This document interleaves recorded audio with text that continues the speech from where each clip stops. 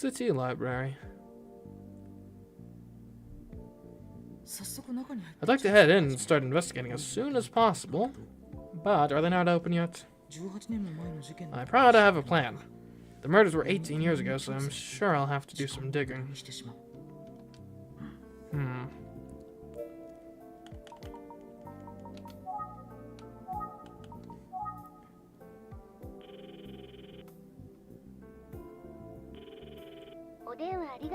You have reached the Itsugi Detective Agency. I'm sorry, but we are currently out of the office. Please state your name, number, and what we can help with after the tone. A representative from my office will contact you shortly. Should I leave a message? You know, I got those eggplants yesterday. I'll leave a message. Hi, it's me. I was given a lot of eggplants. Way too much. Let's have an eggplant party soon. Perfect. Alright, let's think about how we're gonna approach this. It doesn't make sense to dive in without a plan. Yes, that's right. I should check with Mr. Tsugi to see if he has any advice. It sure is nice to have this cell phone. Okay, yeah, I know I just called you, but, Mr. Tsugi!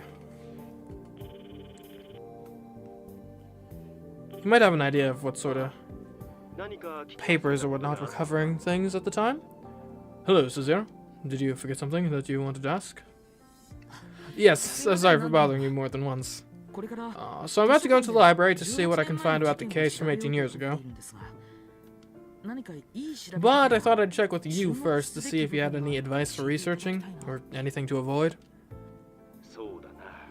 Let's see. Well, look for serial girl murders, since that's what it was called, and pay close attention to the first case.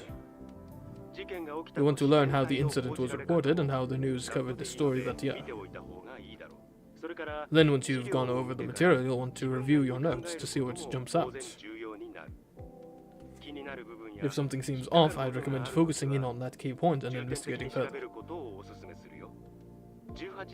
I think you'll find a lot of connections between the events of 18 years ago and by the time you're done. I strongly believe that Makoto's disappearance is related to the murders, and I would be surprised if the information you uncover helps us to get to the bottom of the Sasaki case as well. That makes sense. Thank you, sir. I also have a strong suspicion that the urban legend of Emio, the smiling man, will play into it all. At least that's my current assumption as I investigate. Don't worry, Mr. Tsugi. Ayumi and I are on it. Thank you. I am fortunate to have such excellent assistants. I'm counting on you both. Thank you, sir. I'll be off now. Alright. In we go. Alright, let's go inside.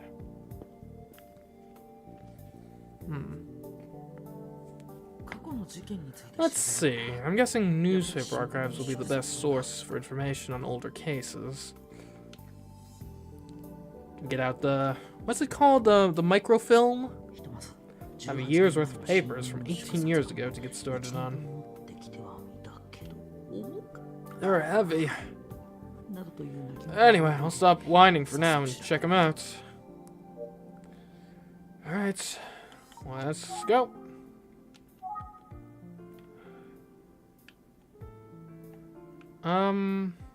I guess we might as well start with the January edition. February, rather. These are newspaper clippings from January and February of 18 years ago. Let's see, when was the first serial murder? The date on this article about the case is... I found it. Looks like the first murder was committed in February of that year. I wish I could read Japanese. A 17-year-old named Ayaka Hashizumi was found on the beach at Kofuku City, strangled. Beach? Okay.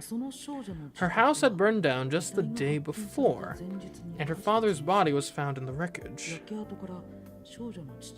Interesting.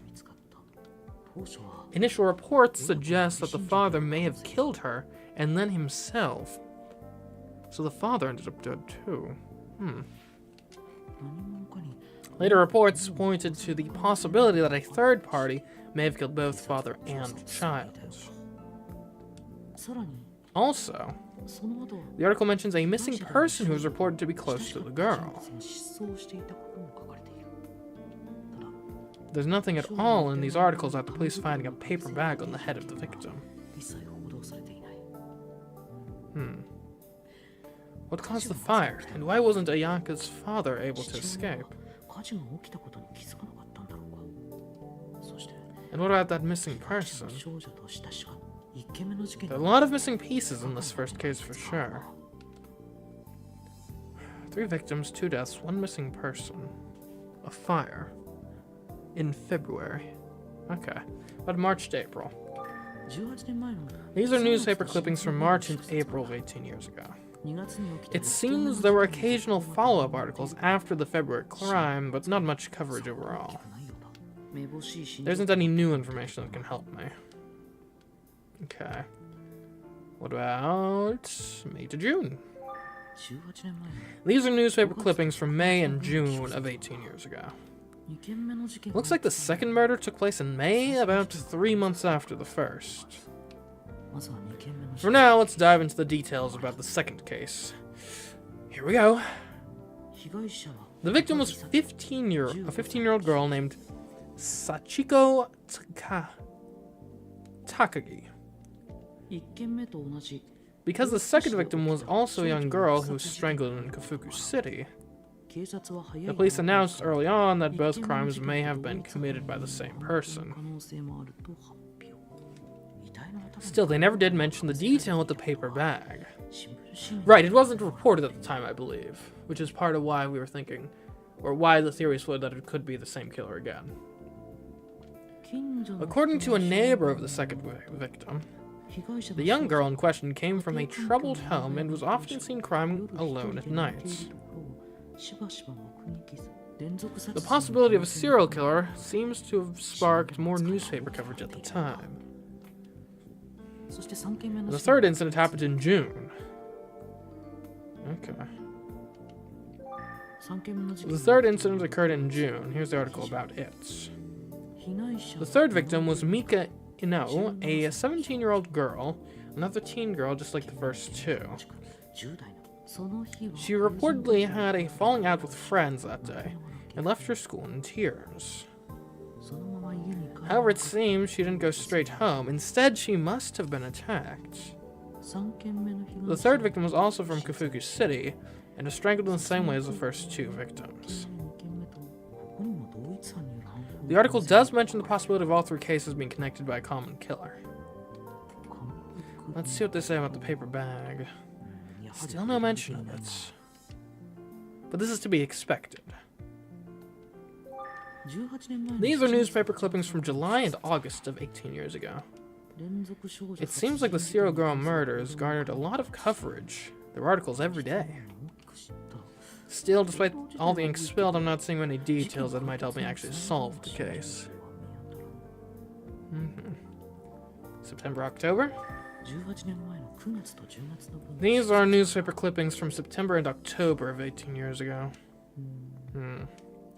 Not many articles reporting the serial girl murders. Maybe there's nothing new to report by that time. November and December. These are newspaper clippings from November and December of 18 years ago. Not seeing much coverage of the serial girl murders at this point. Just a few short mentions, typically in blurbs off to the side. If there's no new information, there wouldn't have been much for the media to report on. Okay, I've gone through a year's worth of newspaper clippings. While I'm thinking about it, I wonder if there's an article on Makoto's disappearance. I believe Makoto disappeared in...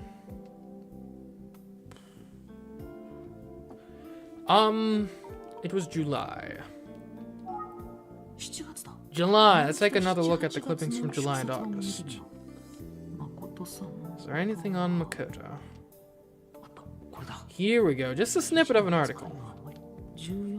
14-year-old boy reported missing from Yukariko village. Everyone in the village searched through the night, but the boy remains missing.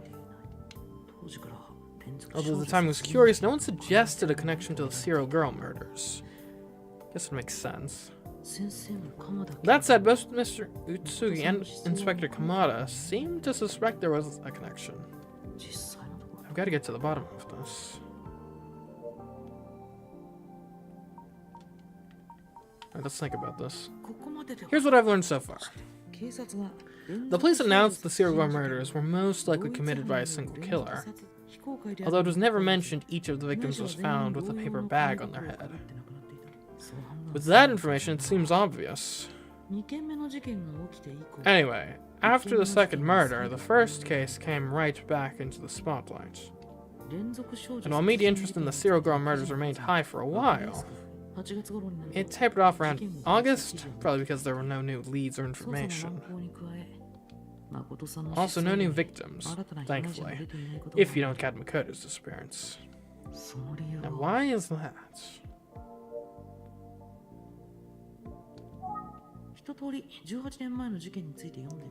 I heard a lot about the murders from 18 years ago, but now I'll focus in on some key parts. I think the first case is critical to the investigation. Mr. Utsugi thinks so too. He told me to focus on it. Alright, let's take a look at the first case. The first case did really catch my attention. It's the most curious of the three. Yeah, you got 3 missing persons. A fire. Notice it's the first case of a very curious series of them. I should investigate it a bit more thoroughly. The victim in the first case was Ayaka Hashizumi, a 17-year-old girl. Because what, it was 17, 15, and 17, I think? So one of the older girls.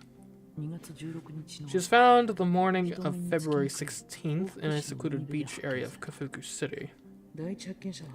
A local fisherman found the body. He had an airtight alibi and was immediately ruled out as a suspect. Forensics reported the cause of death as strangulation with the bare hands. Time of death was the night before. It turns out that Ayaka had quit her job at a local factory the same day she died.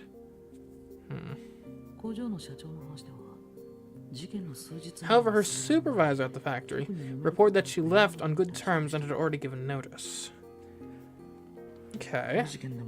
All that said, I have a few major concerns with the facts of the case. It's odd. That's quite the coincidence. You end up dead the day after you quit your job. Like, it's a strange coincidence, so does it imply anything is the question, I suppose.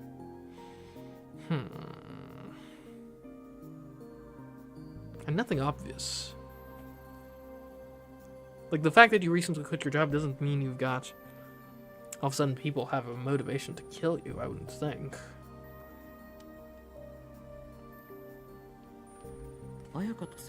There are 2 key people involved who had connections to Ayaka.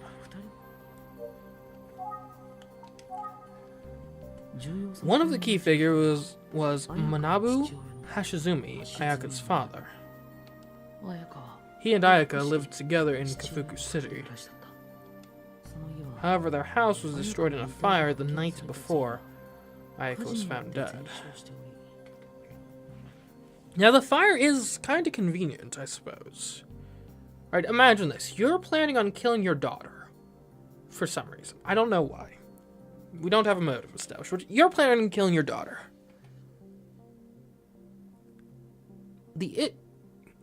One of the issues with trying to kill close kin is the fact that, generally speaking, close relatives are going to shoot to the top of the list of suspects pretty darn quickly. How do you prevent that from happening? Well, firstly, you can burn your house down, potentially destroying any evidence you may have inadvertently left behind of your intentions.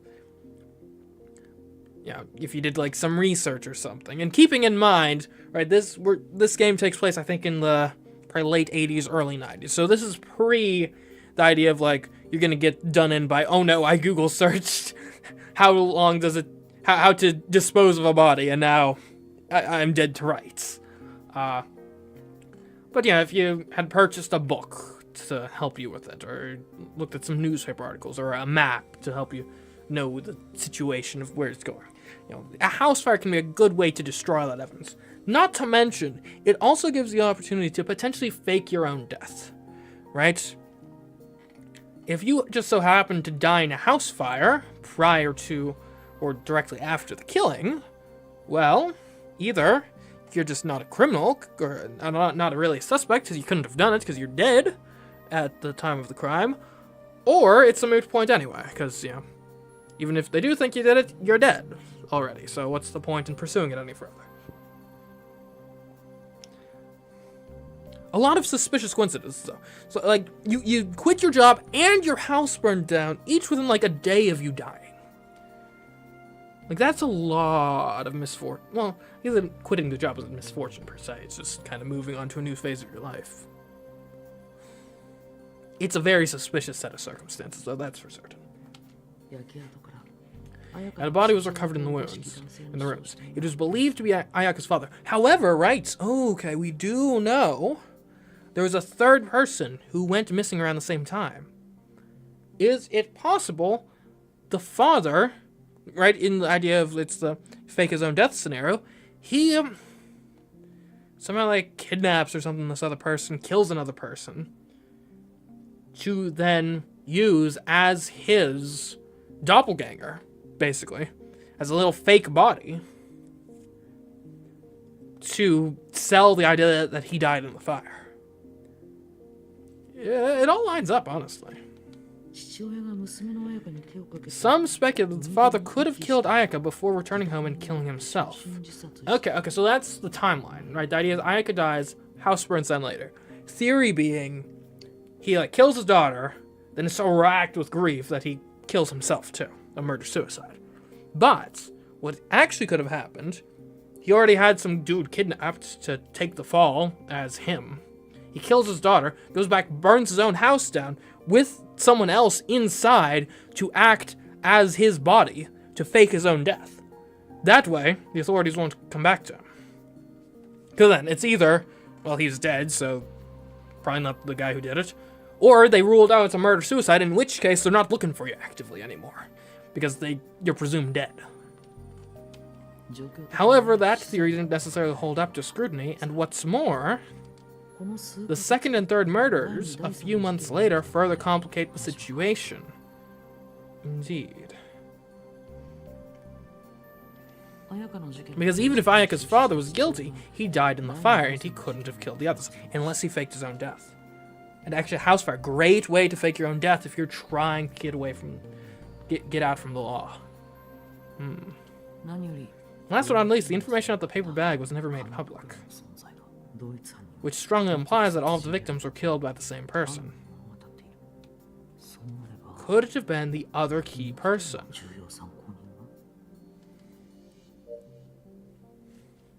Let's think about it. Two key people. Looks like she's examine the suspects. The other key person in this case never had their name reported by the media. Here's what I want to know. Are we talking similar sort of build and stuff? Because the issue with using someone else's corpse to fake your own death is they have to be very similar to you for it to sell.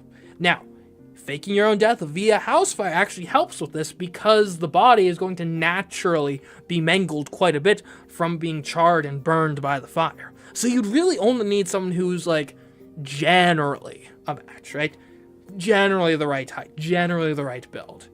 I mean, you'll obviously still want a man, at least. So, like, if this other person is a woman, then that basically dismisses the entire fake his own death scenario. But if it's another, like, middle-aged guy of, like, average-ish height and build, which I think this guy was, then that is then it's very plausible he could use this other person's body to fake his own death.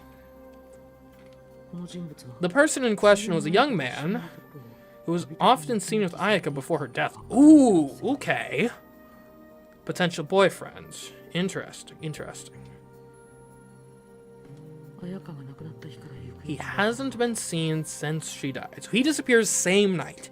That can't just be a coincidence. Now, young man. So let's assume young man probably is no older than early 20s, right? Because he's hanging out with a teenager. I don't think someone over the age of 25 typically is going to be hanging out with a 17-year-old. And even arguably someone 25 shouldn't be hanging out with 17-year-olds. But that does complicate things a bit with the fake your own death theory. Because 25, and I believe the state age for the other guy was mid to late 40s. So that's a big difference. But with a house fire, I'm not sure how much it matters with the house fire, right? They probably aren't doing like genetic testing on the corpse at this time period. So again, as long as it's roughly the right height and build, even 20 years difference, like, how are you going to know if the body is completely charred and unrecognizable, right? And when his apartment was searched, the police found a disturbing amount of blood, okay, indicating some sort of struggle. Obviously, the police strongly suspected him and went to great lengths to track him down. But he was never found. This must have been the same person that Inspector Kamada was talking about.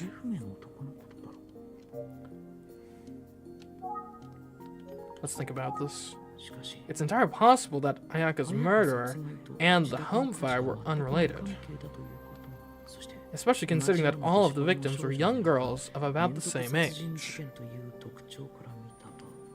The house fire falls outside that category, and the persistence of the paper bag points to a serial killer. I wonder if the police had the same idea. I can't find any articles speculating along those lines. However, okay, let's review the information I've gathered so far. Sure.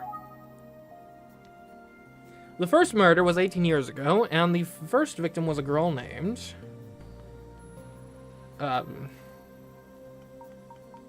Ayaka Hashizumi. Yeah. The first murder was 18 years ago, and the first victim was a girl named Ayaka Hashizumi. At the time of the first case, there were two persons of interest. The first one was her father. Find Hashizumi. Manabu Hashizumi. 46 at the time of the murder. The first one was Manabu Hashizumi, Ayaka's father. The second one was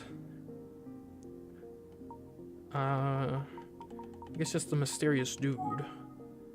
I don't think he was named, was he? The missing man? A man went missing around the time of the serial murders 18 years ago. He knew the first victim. Yeah, this is the guy. He disappeared, leaving behind a disturbing amount of blood in his apartment. Here's an interesting thing, though, right? A lot of blood in his apartment. Where does the blood come from?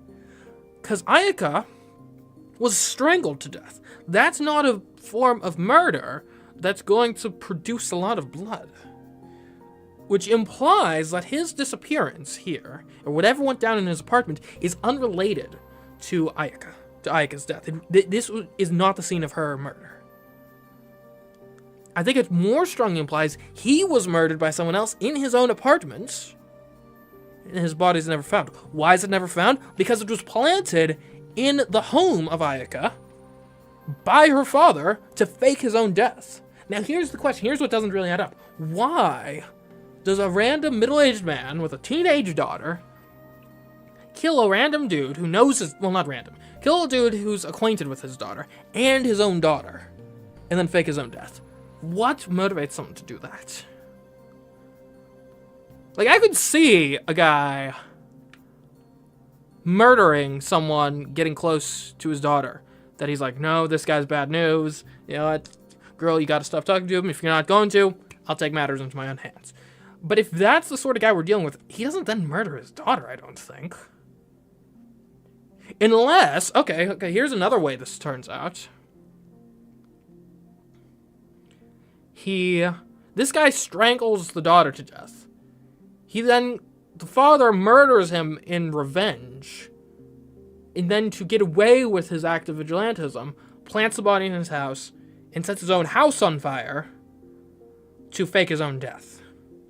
But the issue with this theory is that doesn't really explain then the continuation of the murders, does it?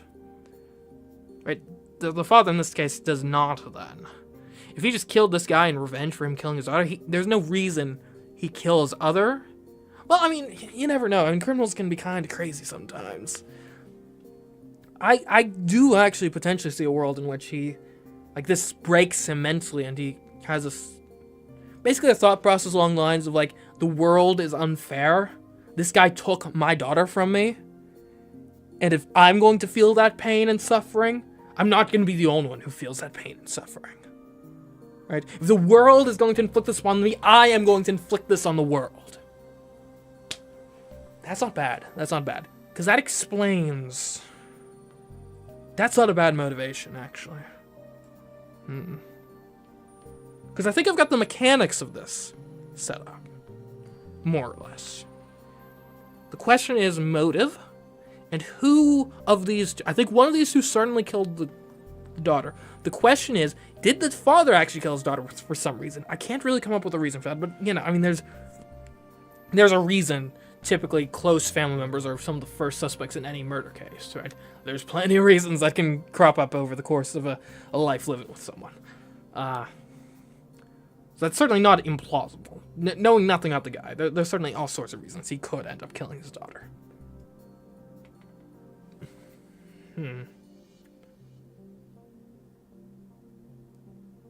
I think, yeah. I think it's one of the two. Either way, I think the father ends up faking his own death via the house fire. The second one was a man who was presumed missing. At the beginning, some speculated that Ayaka's father was the killer in a murder-suicide situation. The day before Ayaka's body was found, the father died in a... Alright. He died in a fire. You better not have me... Like, it better not be like, oh, you didn't say house fire. He died in a fire. Yes, that's right. The father was presumably killed by the fire that burned down his house. Meanwhile, regarding the missing man, was he another victim, or could he have been the killer? It seems as though the police considered both possibilities. He disappeared the same day that Ayaka was killed. There was a disturbing amount of blank found in his home. Blood. Which is inconsistent with the manner in which Ayaka would have been killed, implying a different event happened there. I'm suspecting the killer's own murder. I guess then we just need to figure out timeline-wise. Did Ayaka die first, or did the man die first?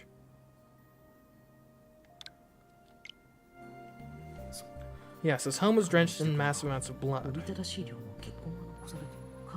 Inspector Kamada said that it would have taken devastating injuries to produce that much blood. So it's possible that he simply died.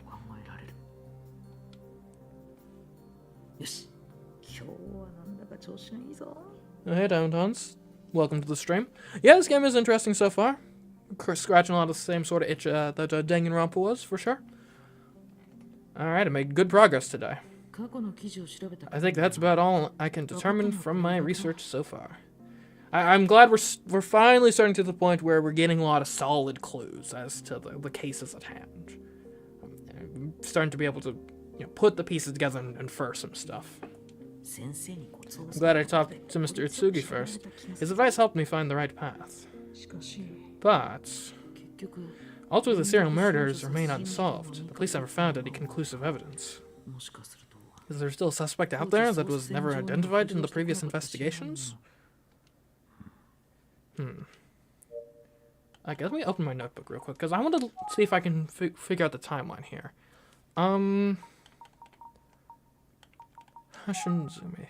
So he and Ayaka lived other zones. He died in a fire at his home the same day that Ayaka was killed. That's not very helpful. Whereas Ayaka, she was killed.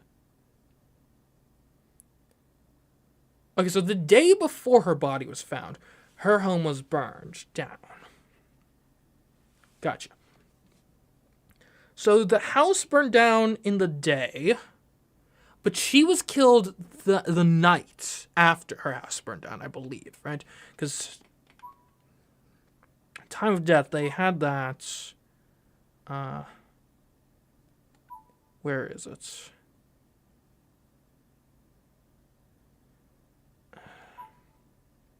Day before.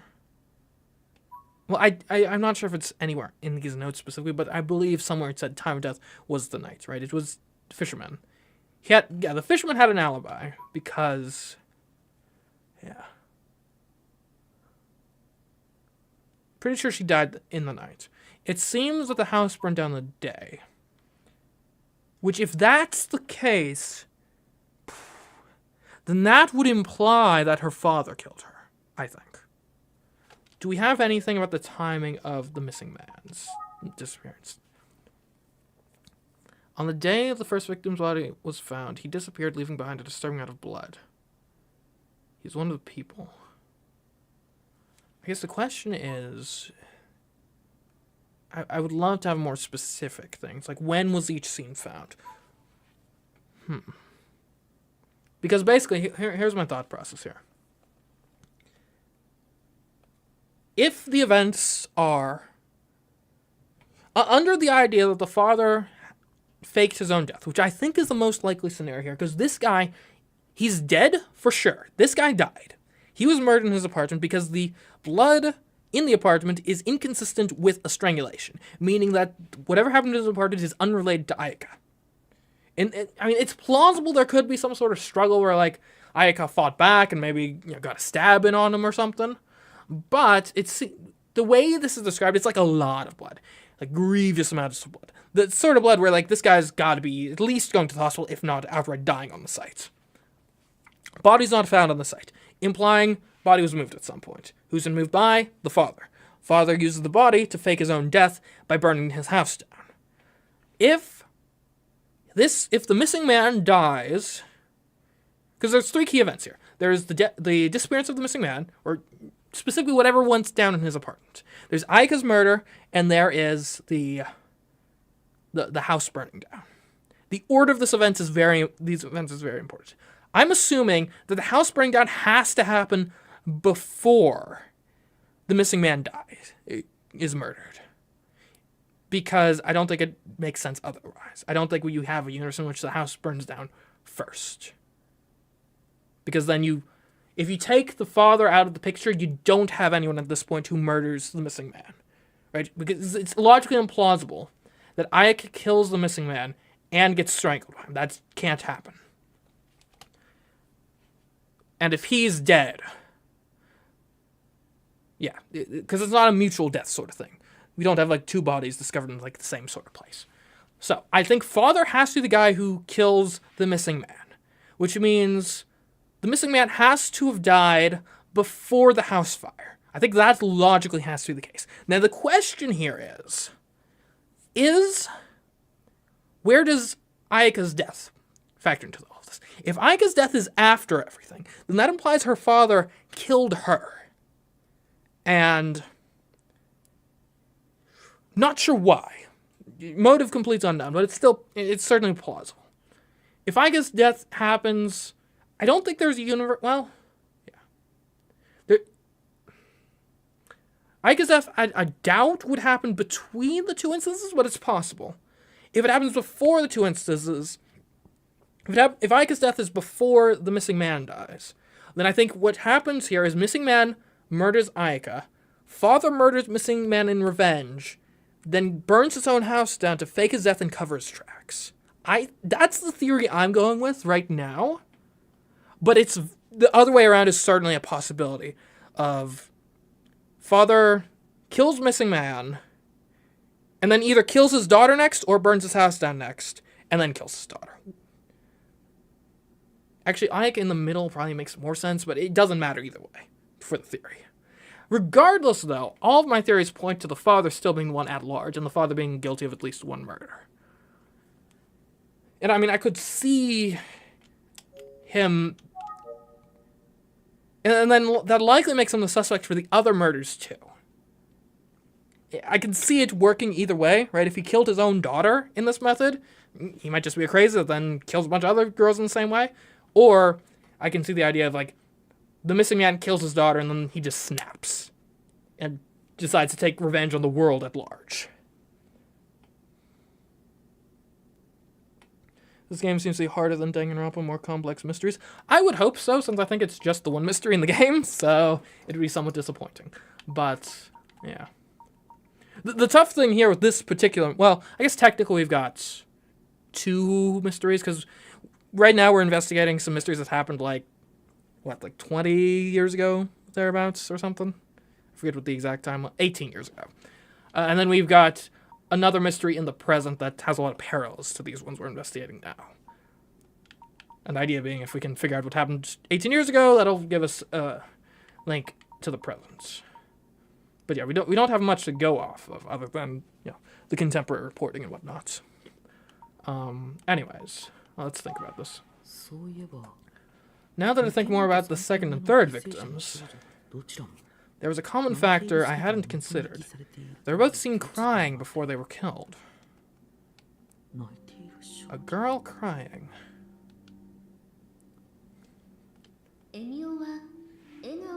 In the urban legend about the smiling man, he always appears in a paper bag in front of a crying girl. I wonder if the first victim, Ayaka Hashizumi, was also crying before she was killed. If there was cause to suspect her father killed her, maybe there was some deep troubled home.